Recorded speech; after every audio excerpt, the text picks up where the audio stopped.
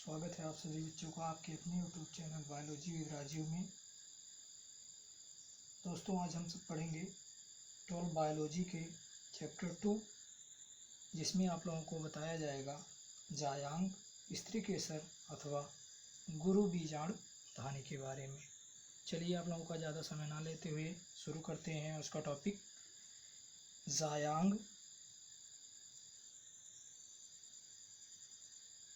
जायांग अथवा स्त्री केसर अथवा गुरु बीजाणु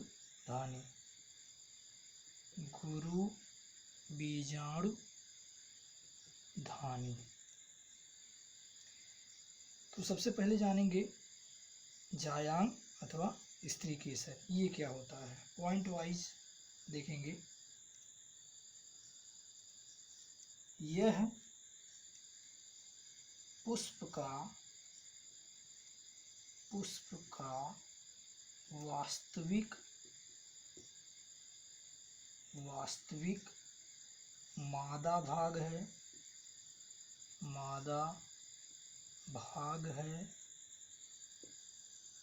अगला नंबर, यह पुष्प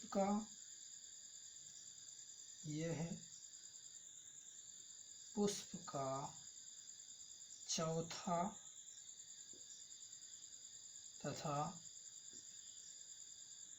अंतिम चक्र होता है। अंतिम चक्र अथवा कह सकते हैं सबसे भीतरी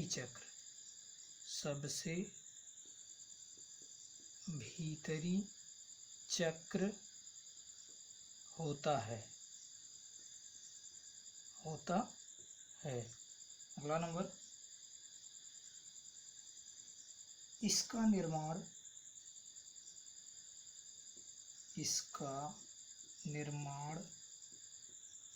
अंडकों से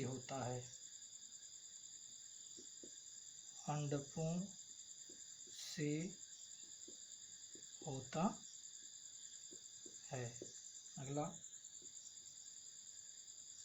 अंडकों के अंदर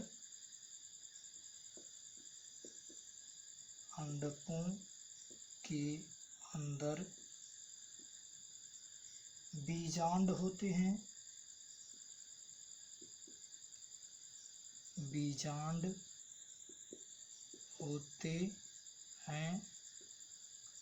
जिसके अंदर मादा युग्मक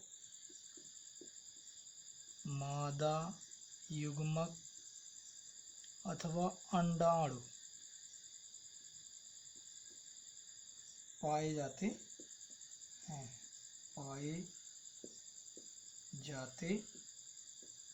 हैं। अगला पॉइंट, जायांग के मुख्यतः 3 भाग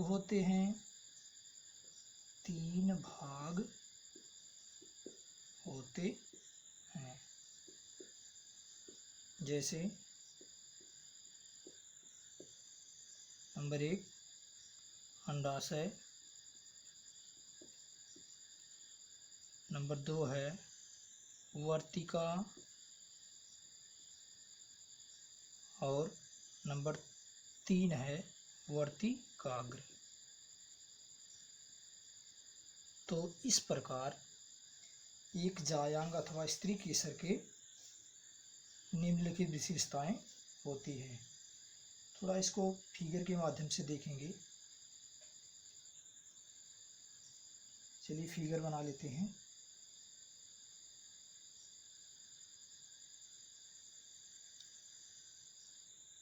अंडाशय कुछ इस प्रकार पाया जाता है।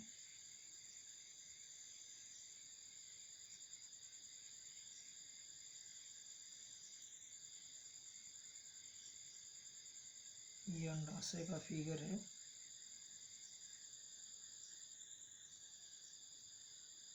और इसमें स्टाइल या जिसे वर्तिका कहा जाता है यहाँ निकले होते हैं।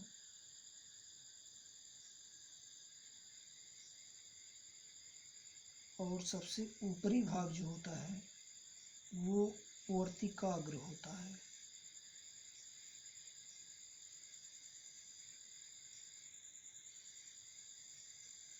इस प्रकार यहाँ ये वर्तिकाग्र है, ये वर्तिका है मध्य भाग,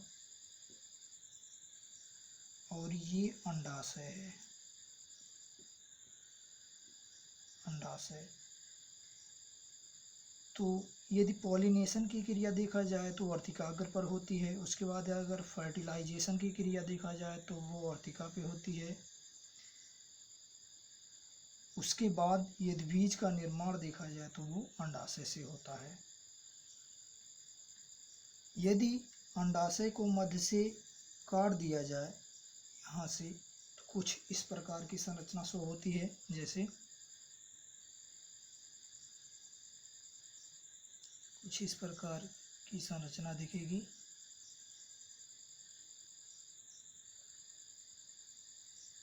जैसे देखेंगे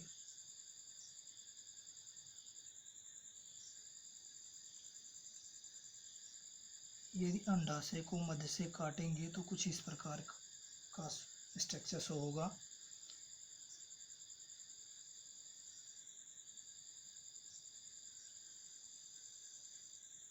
यहाँ छोटी छोटी बीजांड पाए जाते हैं।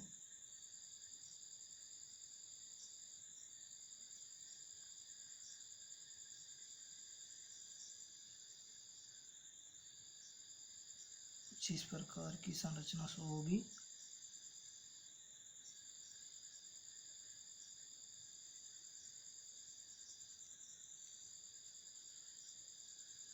इस प्रकार की।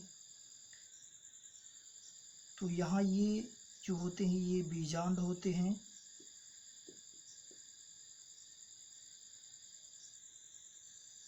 और इस चक्र को प्रकोष्ठ कहा जाता है। प्रकोष्ठ।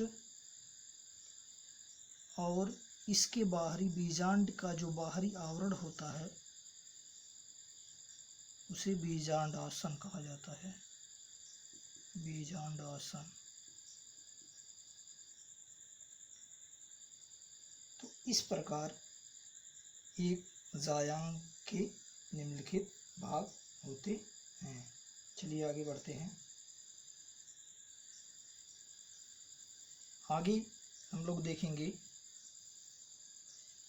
गुरु बीजाणुधानी अथवा अंडक की संरचना। गुरु बीजाणुधानी अथवा अंडक की संरचना या बीजांड की संरचना। गुरु बीजाणुधानी, बीजाणुधानी अथवा बीजांड की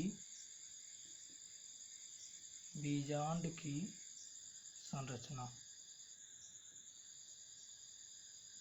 चलिए सबसे पहले इसका संरचना बना लेते हैं। तो बीजांड की संरचना कुछ इस प्रकार होती है। जैसे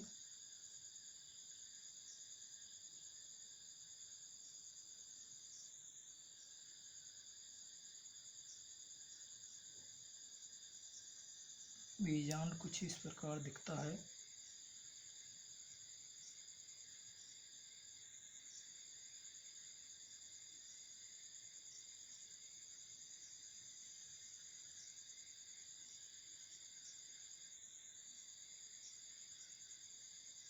इस प्रकार स्ट्रक्चर शो होता है।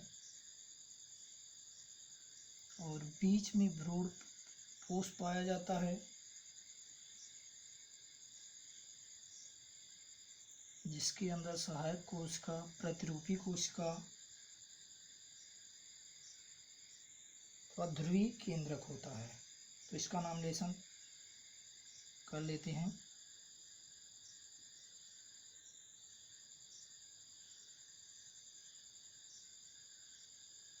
ये भ्रूण कोश है, भ्रूण कोश। ये बीजांड वृंत है, बीजांड वृंत। इसे बीजांड काय कहा जाता है, बीजांड काय। और ये दो आवरण होते हैं, एक अंतः एक बाह्य, जिसे मुख्यतः अध्यावरण के अंतर्गत रखा गया है। यदि भ्रूण कोश की बात किया जाए तो इसके अंदर केंद्रीय कोशिका, केंद्रीय कोशिका और ध्रुवीय केंद्रक पाया जाता है, ध्रुवीय केंद्रक पाया जाता है। उसके बाद यहाँ ये इसकी बात किया जाए तो ये बीजांड द्वार है, बीजांड द्वार। तो इस प्रकार एक गुरु बीजांडधानी की कुछ इस प्रकार संरचना होती है। एक एक का एक्सप्लेन देखेंगे। सबसे पहले बीजांड वृंत देखते हैं, ये क्या होता है। नंबर 1 पे बीजांड वृंत, ये क्या होता है देखेंगे। तो ये जो बीजांड एक वृत्त जैसी, जो बीजांड एक वृंत जैसी संरचना द्वारा अपरा से जुड़ा होता है, अपरा से जुड़ा होता है, उसे बीजांड वृंत कहा जाता है, बीजांड वृंत कहा जाता है। उसके बाद अगले नंबर की बात किया जाए तो अध्यावरण को देख लेते हैं, ये क्या होता है। नंबर 2 पे अध्यावरण,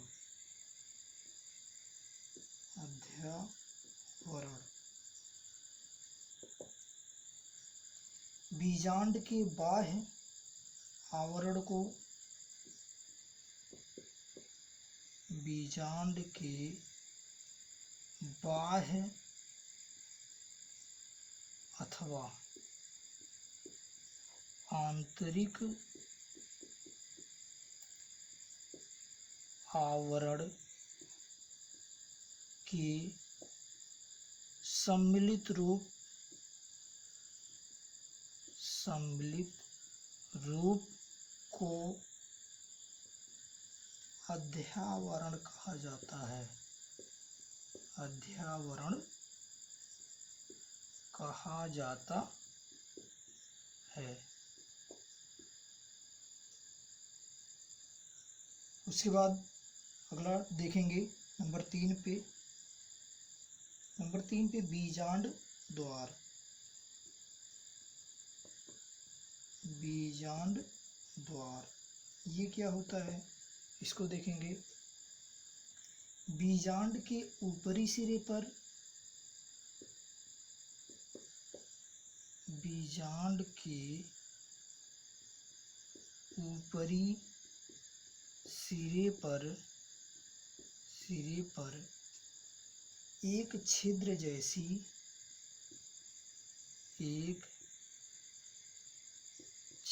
जैसी संरचना होती है, जिसे बीजांड द्वार कहा जाता है। बीजांड द्वार कहा जाता है, कहा जाता है। उसके बाद आगे देखेंगे, बीजांड द्वार के बाद आगे बीजांड काय। बीजांड काय क्या होता है नंबर 4 पे? बीजांड काय ये क्या होता है इसको देखेंगे। बीजांड की मृदुतिकी संरचना, बीजांड की मृदुतिकी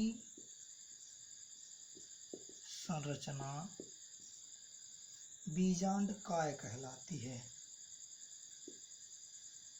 बीजांड काय कहलाती है। जो अध्यावरण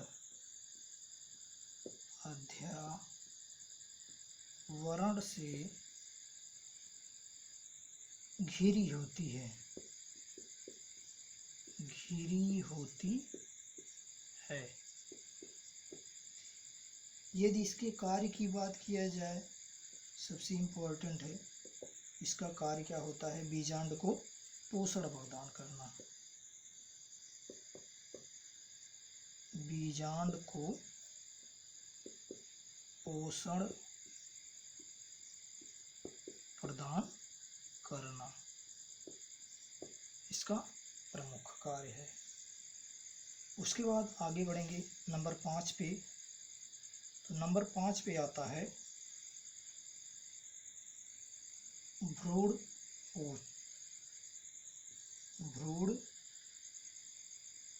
कोश। नंबर 5 पे आता है भ्रूण कोश। तो नंबर 5 पे भ्रूण कोश, इसको फिगर वाइज देखेंगे। भ्रूण कोश, इसका निर्माण कैसे होता है स्टेप बाय स्टेप। तो नंबर 5 पे है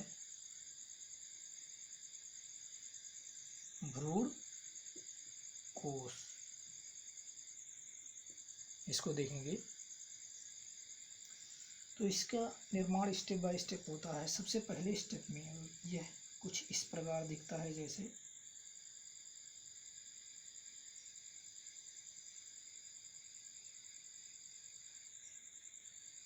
ये इसका फर्स्ट स्टेप हुआ।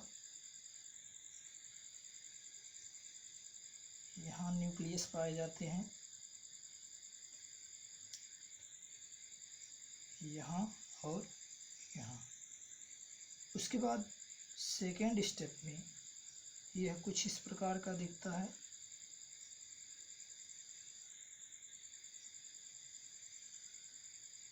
यहाँ न्यूक्लियस डिवाइड हो जाते हैं,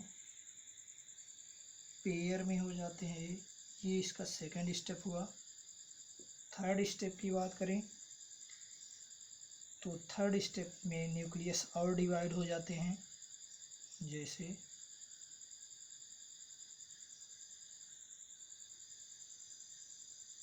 कुछ इस प्रकार की संरचना शो होती है और न्यूक्लियस का डिवाइडेशन कंटिन्यू रहता है। अगले स्टेप की बात किया जाए तो अगले स्टेप में कुछ इस प्रकार की संरचना शो होती है, जैसे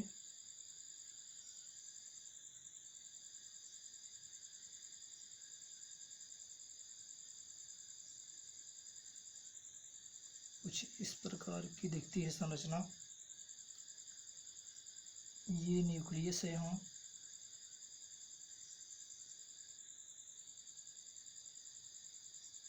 और यहाँ सहायक कोशिका होती हैं। ये सहायक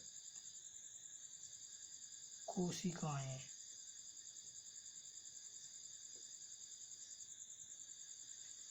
और इसकी यदि बात की करें तो ये केंद्रीय कोशिका, केंद्रीय कोशिका होती है। अगले स्टेप की यदि बात करें तो अगले स्टेप में ये पूर्ण रूप से भ्रूण कोश में परिवर्तित हो जाता है। जैसे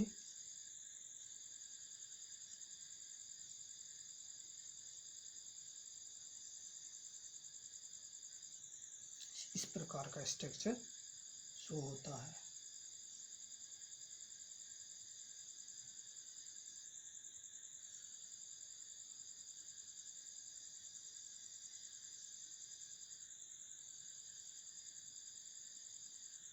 इसमें ये प्रतिमुखी कोशिकाएं होती हैं।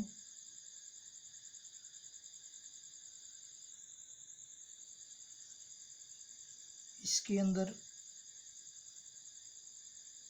दो केंद्रक होता है, ध्रुवीय केंद्रक, और नीचे जो है सहायक कोशिकाएं होती हैं।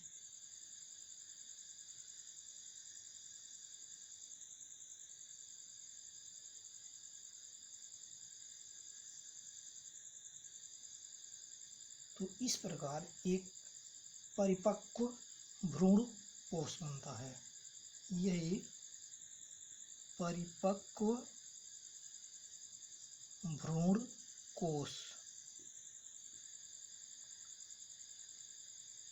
इसमें यहाँ जो है सहायक कोशिकाएं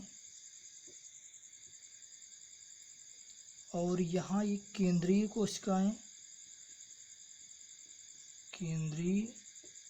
कोशिका और कोशिका के अंदर ध्रुवीय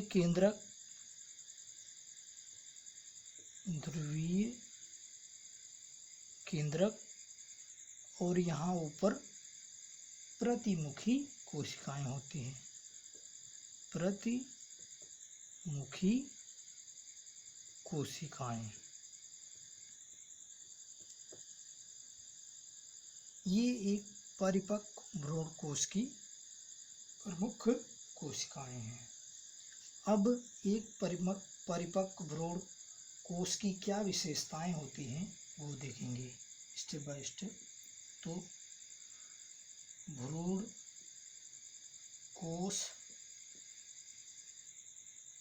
की विशेषताएं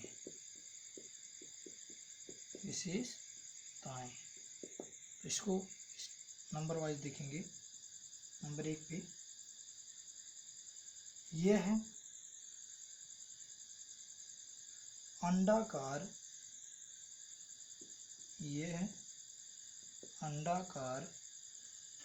बहुकोशिकीय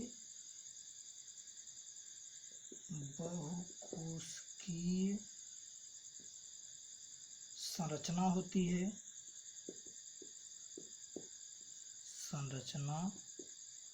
होती है। अगला पॉइंट, यह पेक्टिन और सेलुलोज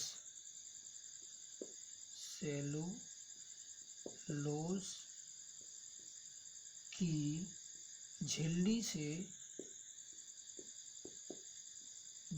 से ढका रहता है।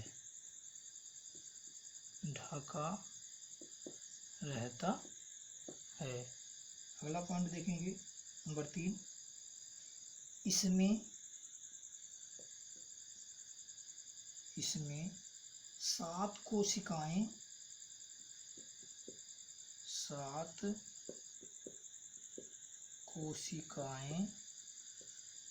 तथा 8 केंद्रक होते हैं। 8 केंद्रक होते हैं। अगला नंबर देखेंगे नंबर 4, इसके अंदर प्रतिवर्ती जो कोशिकाएं होती हैं उनका कार्य देखेंगे। प्रतिवर्ती कोशिकाएं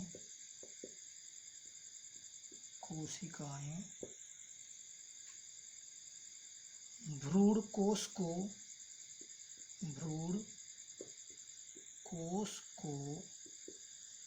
पोषण प्रदान करती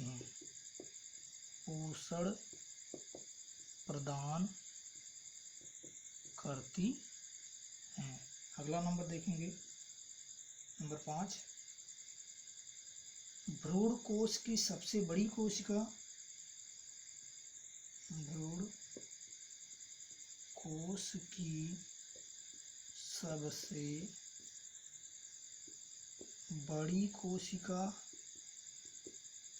सबसे बड़ी कोशिका केंद्रीय कोशिका होती है। केंद्रीय कोशिका होती है। तो इस प्रकार एक भ्रूण कोश की निम्नलिखित विशेषताएं होती हैं। तो बस आज इतना ही। आज का टॉपिक आपको कैसा लगा कमेंट करें, लाइक करें और अधिक से अधिक शेयर करें। और वीडियो के कमेंट बॉक्स में क्वेश्चन दिए जाएंगे, उन क्वेश्चनों को देख करके और उसका आंसर ज़रूर दीजिए। तो आज बस इतना ही। जय हिंद।